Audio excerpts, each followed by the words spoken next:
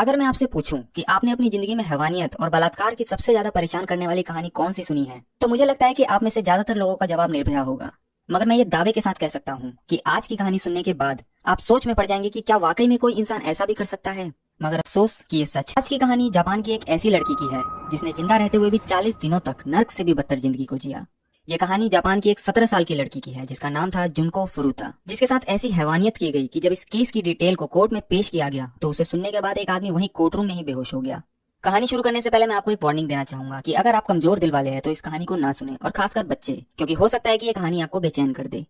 तो कहानी शुरू होती है जापान की राजधानी टोक्यो से।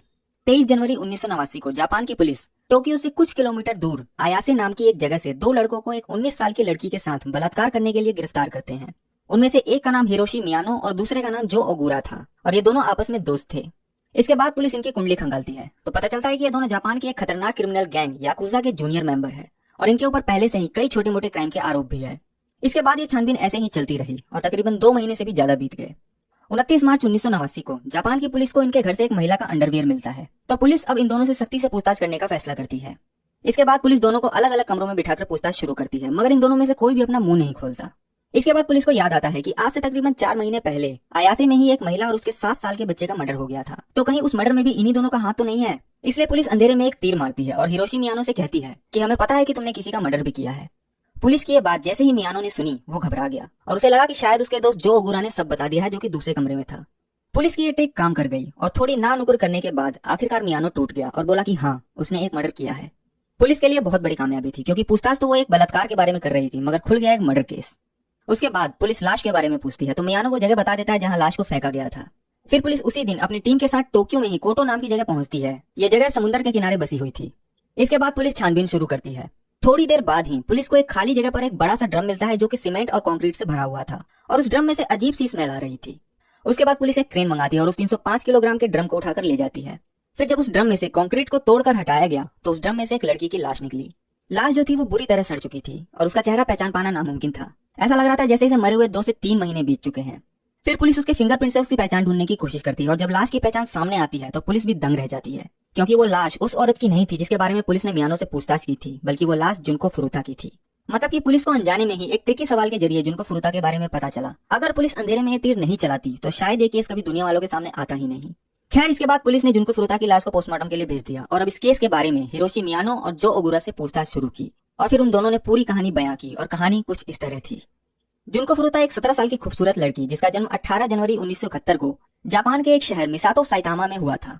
जुनको शुरू से ही पढ़ने लिखने में काफी होशियार थी और वहीं मिसातो में ही याशियो मिनामी हाई स्कूल की स्टूडेंट थी।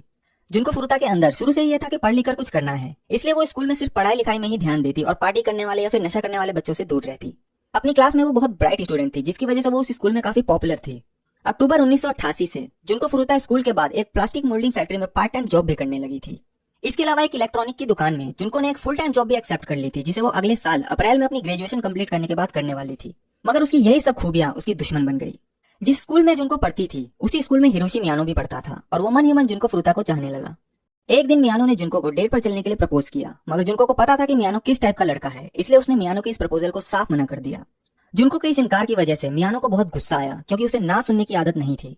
स्कूल के सभी लोग ये जानते थे कि मियानो जो है वो याकुजा गैंग का मेंबर है, इसलिए सभी उससे डरते थे और घबराते थे, और कोई भी उसकी किसी भी बात को कभी मना नहीं करता था। मगर जुनको के इस इनकार ने उसके अंदर एक गुस्सा भर दिया और ये बात उसके दिल में बैठ गई, इसलिए उसने जुनको से बदला लेने की ठान ली, मगर उसे कोई मौका नहीं मिल रहा था। 25 नवंबर 1988 की एक शाम हिरोशी मियानो अपने एक दोस्त नोबुहारू मिनाटो के साथ मोपेड पर मिसातो साइटामा में घूम रहा था, और उनका यही काम था कि अकेले में कोई मिले तो उसे डरा धमका के उसे पैसे लूटना, या फिर कोई अकेली लड़की मिले तो उसका फायदा उठाना। वो दोनों अपने इसी शिकार की तलाश में इधर उधर घूम रहे थे। रात तकरीबन 8:30 बजे जुनको फुरुता अपना पार्ट टाइम जॉब करके साइकिल से वापस अपने घर जा रही थी, और इत्तेफाक से मियानो अपने दोस्त के साथ मोपेड पर उसी इलाके में घूम रहा था जहां से जुनको अक्सर गुजरा करती थी। मियानो की नजर जुनको पर पड़ जाती है और वो जिस मौके की तलाश में था वो उसे मिल जाता है। इसके बाद मियानो के कहने पर उसका दोस्त नोबुहारू मिनातो भागकर जुनको के पास जाता है और उसे धक्का देकर साइकिल से गिरा देता है और वहां से भाग जाता है। पीछे से मियानो उसकी मदद करने के बहाने उसके पास पहुंचता है और ऐसे दिखाता है जैसे उसे कुछ पता ही ना हो। फिर वो जुनको से कहता है कि रात का वक्त है और हो सकता है कि वो दोबारा भी तुम पर हमला करने की कोशिश करे, इसलिए चलो मैं तुम्हें तुम्हारे घर तक छोड़ देता हूँ। क्योंकि जुनको मियानो को जानती थी और वो दोनों एक ही स्कूल में पढ़ते थे, इसलिए जुनको उस पर भरोसा कर लेती है और उसके साथ चल देती है। थोड़ी दूर जाने के बाद मियानो उसे एक खाली गोदाम में ले जाता है। वहां पहुंचने के बाद वो जुनको को अपनी असलियत बताता है और कहता है कि जिसने तुम्हें साइकिल से धक्का दिया वो मेरा ही दोस्त था और हम दोनों याकुजा गैंग के मेंबर है। मैं जैसा कहता हूँ वैसा ही करो, और अगर तुमने शोर किया तो मैं तुम्हें जान से मार डालूंगा। मियानो की ये बात सुनकर जुनको बहुत डर जाती है। इसके बाद वो जुनको के साथ बलात्कार करता है। फिर वो जुनको को लेकर बाहर आता है और रात करीब 9:50 पर वो वहां से एक टैक्सी लेकर पास के ही एक होटल में जाता है। होटल पहुंचने के बाद वो एक बार फिर से जुनको का बलात्कार करता है, और जब उसका मन भर जाता है तो वो होटल के कमरे से ही नोबुहारू मिनाटो के घर फोन करता है, जहां उसके दो और दोस्त जो ओगुरा और यासुशी वटनाबे भी मौजूद थे। और फिर जो उसने जुनको के साथ किया उसे बड़े ही शान से बताता है। मियानो की ये बात सुनने के बाद उसका एक दोस्त जो ओगुरा उससे कहता है कि अभी उसे छोड़ना मत, हम थोड़ी देर में आते हैं। इन सब में 25 नवंबर की वो तारीख बीत जाती है और रात 12 बजे के बाद 26 नवंबर 1988 की तारीख आ जाती है। 26 नवंबर की सुबह करीब 3 बजे के आसपास मियानो जुनको को लेकर एक पार्क में पहुंचता है, जहां पर पहले से ही उसके तीनों दोस्त जो ओगुरा, नोबुहारू मिनाटो और यासुशी वटनाबे उसका इंतजार कर रहे थे। जब जुनको वहां पहुंची तो उन्होंने उसकी स्कूल की नोटबुक में से उसके घर का एड्रेस निकाल लिया और फिर उसे डराया धमकाया और कहा कि हमें पता है कि तुम्हारा घर कहाँ है। अगर तुमने हमारी बात नहीं मानी और भागने की कोशिश की तो हमारे गैंग के मेंबर तुम्हारी पूरी फैमिली को मार डालेंगे। ये बात सुनकर जुनको उन चारों लड़कों के आगे और बेबस हो गई। इसके बाद वो चारों उसे लेकर आयासे डिस्ट्रिक्ट के एक घर में पहुंचे और वहां ले जाकर उन चारों ने जुनको के साथ गैंग रेप किया। वो घर दरअसल नोबुहारू मिनाटो का ही था, जहां वो अपने माँ बाप के साथ रहता था, मगर उसके माँ बाप काम की वजह से ज्यादातर घर से बाहर ही रहते थे, बस कभी कभार घर आते थे। इधर जुनको के माँ बाप परेशान थे कि अभी तक वो वापस घर क्यों नहीं लौटी। उन्होंने उसे हर जगह ढूंढने की कोशिश की मगर उसका कोई सुराग नहीं मिला, और इन्हीं सब में 26 नवंबर की भी तारीख बीत गई मगर जुनको वापस नहीं आई। 27 नवंबर 1988 को जुनको के माँ बाप पुलिस स्टेशन पहुंचे और उसकी मिसिंग रिपोर्ट लिखवाई, और फिर पुलिस ने जुनको को ढूंढना शुरू किया। उधर मियानो और उसके दोस्तों को जैसे ही पता चला कि पुलिस वाले जुनको को ढूंढ रहे हैं तो उन्होंने डरा धमकाकर जबरदस्ती जुनको से उसके घर फोन करवाया और बुलवाया कि वो अपने दोस्तों के साथ बाहर आई हुई है और बिल्कुल ठीक है और सुरक्षित है, इसलिए वो पुलिस कंप्लेंट वापस ले ले। जुनको की ये बात सुनकर उसके माँ बाप को भी तसल्ली हुई कि चलो हमारी बेटी ठीक है, इसलिए उन्होंने वो पुलिस कंप्लेंट वापस ले ली। अब मियानो और उसके दोस्तों को खुली छूट मिल गई और मिनाटो का वो घर जिसमें उन्होंने जुनको को रखा था वो घर अब उनकी अय्याशी का अड्डा बन गया। इस घर में अब मियानो के दोस्तों और याकुजा गैंग के मेंबरों का आना जाना शुरू हो गया, जब तब जो मर्जी आता और जुनको के साथ बलात्कार करता। जब मिनाटो के माँ बाप घर पर होते तो वो जुनको को मिनाटो की गर्लफ्रेंड की तरह पेश आने के लिए फोर्स करते। डरी सहमी जुनको भी वही करती जो उसे करने के लिए कहा जाता, मगर कुछ वक्त के बाद ही मिनाटो के माँ बाप को यह पता चल गया कि यहाँ चल क्या रहा है। बावजूद इसके उन्होंने कुछ नहीं किया क्योंकि उन्हें भी पता था कि मियानो याकुजा गैंग से जुड़ा है, और दूसरा कि उनका खुद का बेटा मिनाटो भी इस जुर्म में शामिल था, इसलिए उन्होंने पुलिस के पास जाने की बजाय चुप रहना चुना। और फिर धीरे धीरे गर्लफ्रेंड बॉयफ्रेंड का नाटक भी खत्म हो गया। अब जैसे जैसे वक्त बीत रहा था वैसे वैसे जुनको के ऊपर जुल्म बढ़ता ही जा रहा था। 7 दिन बीत गए और शुरुआत के 7 दिनों में ही जुनको के साथ 100 से भी ज्यादा बार बलात्कार हो चुका था। ना तो वो लोग उसे ढंग का खाना देते थे और ना ही पानी, उसे पूरे दिन नंगा रखा जाता और याकुजा गैंग के जितने भी मेंबर आते उसे उनके सामने ऐसे ही लाया जाता, फिर नचवाया जाता और फिर गैंग रेप किया जाता। उसे बुरी तरह पीटा जाता, जबरदस्ती बहुत सारी दारू पिलाई जाती, एक साथ 2-2, 3-3 सिगरेट पिलाई जाती। दिसंबर की जमा देने वाली ठंड में भी उसे बिना कपड़ों के ही बालकनी में सुलाया जाता। मगर इन सब अत्याचारों को करने के बावजूद भी उन्होंने जुनको को नहीं छोड़ा। इसी बीच 9वें दिन एक बार जुनको किसी तरह फोन के पास पहुंच जाती है और पुलिस को कॉल लगा देती है। कॉल लग भी जाती है मगर इससे पहले कि वो कुछ बोलती मियानो वहां पहुंच जाता है और कॉल को काट देता है। इसके बाद पुलिस का कॉल बैक भी आता है तो मियानो फोन उठाकर बोलता है कि वो कॉल गलती से लग गया था और फिर फोन को रख देता है। जुनको के ऐसे फोन करने से मियानो को बहुत गुस्सा आता है और वो उसे बुरी तरह पीटता है, मगर उसका मन नहीं भरता तो वो सिगरेट जलाने वाले लाइटर का तेल उसके पैरों पर डालता है और थोड़ा थोड़ा करके उसके पैरों को जला देता है ताकि वो वहीं रहे और वहां से भागने की कोशिश ना करे। इसके बाद आता है 16वां दिन। 16वें दिन मिनाटो के घर पर 2 लड़के आते हैं, वो भी जुनको का रेप करते हैं, मगर उनमें से एक लड़का वहां से जाने के बाद ये बात अपने भाई को बता देता है और उसका भाई ये बात अपने माँ बाप को बता देता है। जब उसके माँ बाप ये बात सुनते हैं तो वो इसकी कंप्लेंट पुलिस में कर देते हैं। उनकी इस कंप्लेंट पर 2 पुलिस वाले मिनाटो के घर के दरवाजे तक पहुंच जाते हैं, पर इत्तेफाक से उस दिन मिनाटो के माँ बाप वहीं मौजूद थे और जब पुलिस इस बारे में पूछताछ करती है तो वो साफ मना कर देते हैं और कहते हैं कि यहाँ ऐसी कोई लड़की नहीं है। उनकी ये बात सुनकर पुलिस वालों को भी तसल्ली हो जाती है और वो वहां से चले जाते हैं। अगर उस दिन पुलिस वालों ने मिनाटो के माँ बाप की नहीं सुनी होती और घर की तलाशी ले ली होती तो शायद उस दिन जुनको फुरुता के ऊपर हो रहे जुल्मों का अंत हो जाता, मगर अफसोस कि ऐसा हुआ नहीं। ये सारी चीजें होती रही, दिन बीता रहा, मगर जुनको के ऊपर हो रहे जुल्म कम नहीं हुए। एक एक दिन में उसके साथ कई कई बार बलात्कार किया जाता, कभी कभी तो उसके साथ एक दिन में ही 12 अलग अलग लोग बलात्कार करते। पूरे दिन उसे पीटा जाता। वो जुनको के दोनों हाथ बांधकर ऊपर छत से बांध देते और उसके शरीर पर पंचिंग बैग की तरह घूंसे बरसाते और तब तक मारते जब तक कि उसके मुंह से खून नहीं आ जाता, जिसकी वजह से जुनको के नाक में इतना खून जम गया था कि वो नाक से सांस तक नहीं ले पा रही थी और मुंह से सांस लेती थी। वो चारों सिगरेट पीने के बाद जुनको के शरीर और उसके प्राइवेट पार्ट से रगड़कर अपनी सिगरेट बुझाते।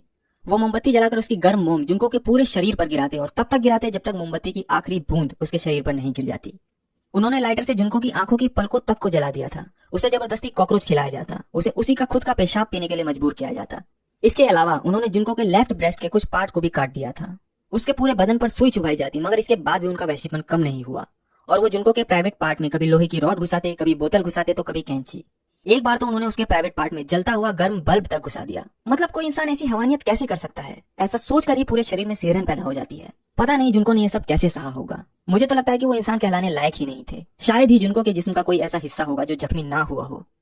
30वां दिन आते आते जुनको की हालत ऐसी हो गई थी कि उसे बाथरूम जाने के लिए भी जमीन पर रेंग कर जाना पड़ता था, जिसमें कभी कभी तो एक एक घंटा लग जाता था। अब तक करीब 100 लोग अलग अलग वक्त में 400 से भी ज्यादा बार उसका बलात्कार कर चुके थे।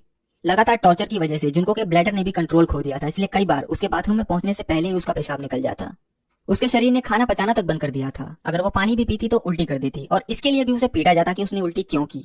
कई बार जुनको ने उनसे अपनी मौत की भीख तक मांगी, मगर उन दरिंदों ने उसे मौत भी नहीं दी। वक्त बीतने के साथ साथ जुनको के शरीर पर जो जख्म थे उनमें पस बनने लगा और उसके शरीर से बदबू आने लगी, जिसकी वजह से उन चारों का इंटरेस्ट उससे हटने लगा। मगर उन्हें अपनी हवस मिटाने के लिए कोई ना कोई तो चाहिए था। तो वो चारों 27 दिसंबर 1988 की रात जुनको को मिनाटो के घर में ही छोड़कर बाहर निकलते हैं और रात करीब 2:30 बजे के आसपास एक 19 साल की लड़की का किडनैप कर उसे चाकू से डरा धमकाकर होटल ले जाते हैं। फिर उसके साथ भी गैंग रेप करते हैं और जब उनका मन भर जाता है तो वो उसे छोड़ देते हैं। और ये वही लड़की थी जिसका रेप करने के इल्जाम में बाद में मियानो और उसके एक दोस्त को पकड़ा गया था, जिसके बारे में मैंने आपको शुरू में बताया था। खैर, इसके बाद 1988 का वो साल बीत जाता है और 1989 का नया साल आ जाता है।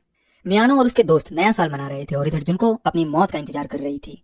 4 जनवरी 1989 को मियानो माजोंग सॉलिटेयर के एक गेम में बहुत सारे पैसे हार जाता है, जिसकी वजह से वो बहुत गुस्से में था। उसके बाद वो मिनाटो के घर पहुंचता है और अपनी इस हार का गुस्सा वो जुनको पर उतारने लगता है और उसे बुरी तरह पीटने लगता है। उसके बाद वो सभी मिलकर एक बार फिर से जुनको के ऊपर लात और घूंसे बरसा रहे थे। जुनको का पूरा चेहरा सूजा पड़ा था, फिर भी वो दरिंदे उसके चेहरे पर मोमबत्ती की गर्म मोम गिरा रहे थे। उसके बाद जुनको को सीधा जमीन पर लिटा दिया गया और जो लोहे का डंबल होता है उसे ऊपर से सीधा कभी उसके पेट पर, कभी पैर पर, तो कभी हाथों पर गिराने लगे। इसके बाद मियानो थोड़ा थोड़ा करके उसके पूरे शरीर पर लाइटर का तेल डालकर उसे किश्तों में जला रहा था। उस रात तकरीबन 2 घंटों तक उन चारों ने जुनको के साथ ये दरिंदगी की। शुरुआत में तो जुनको ने इन हमलों से अपने आप को बचाने की कोशिश की, मगर थोड़ी देर बाद ही उसने भी रिस्पॉन्स देना बंद कर दिया। एक तरह से वो एक जिंदा लाश बन चुकी थी। ये सब करने के बाद वो चारों जुनको को वहीं छोड़कर चले गए, मगर उस रात मियानो ने जो लाइटर का तेल होता है वो कुछ ज्यादा ही डाल दिया था और लगातार 2 घंटे तक चले इस टॉर्चर को जुनको झेल नहीं पाई।